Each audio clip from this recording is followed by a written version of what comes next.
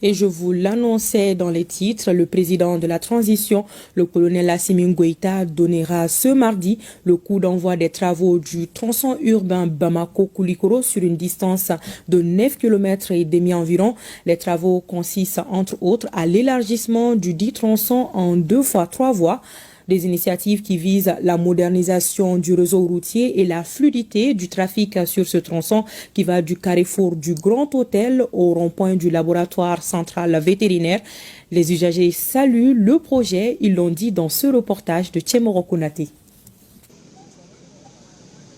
Préalable du lancement des travaux de réalisation d'une infrastructure de grande envergure. L'élargissement de la section urbaine de la route nationale numéro 27 reliant Bamako à Koulikoro. Ces travaux s'étendent sur une distance de 9 km 420 allant du rond-point du Grand Hôtel à l'intersection de Bolkasomo-Kouloubleni en commune 1 pour une durée de 3 ans. Ils vont coûter à l'État et ses partenaires la bagatelle de 33 milliards de francs CFA. La première partie commence du rond-point du Grand Hôtel en face de notre ministère et va s'arrêter au niveau du monument de la Palestine. Ce sera en 2 fois 2 voies, avec un accotement, un trottoir et un caniveau de part et d'autre. Du monument de la Palestine au carrefour du 3e arrondissement, sur 1 km 300, la route sera aussi en 2 fois 2 voies, avec cette fois-ci une bande d'arrêt d'urgence, une piste cyclable, un trottoir et un caniveau. Et du 3e arrondissement à la fin du projet, qui est l'intersection de la route Kouloubleni à Bolkasomo, la route sera en 2 fois 3 voies. Il s'agit d'une infrastructure ultramoderne devant disposer de toutes les commodités requises.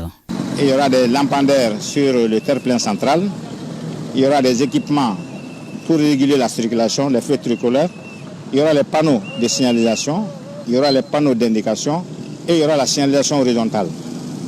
Et en termes d'avantages, cette route-là va permettre un gain de temps.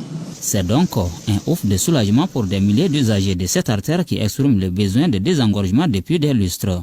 Vraiment, je suis très content pour l'élargissement de la voie. Nous sommes très contents, ça permet la fluidité de la circulation.